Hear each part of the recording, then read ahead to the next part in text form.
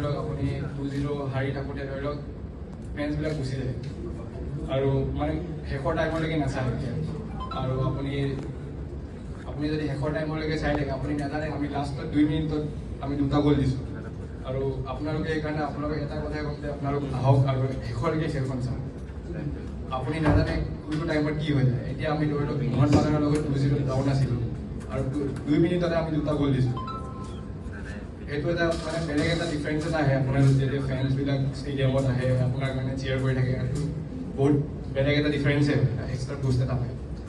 কিন্তু আপোনালোকে দেখিবলৈ পাইছে এতিয়া বহুত ধৰণৰ চিষ্টেম হৈ আছে আমাৰ চিনেমা চাগে এতিয়া আপুনি দেখিবলৈ পাইছে যে খেল মহাৰণ এনেকুৱা ধৰণৰ বহুত ধৰণৰ কিবা কিবি হৈ আছে এতিয়া আৰু আপোনালোকে দেখিবলৈ পাব এতিয়া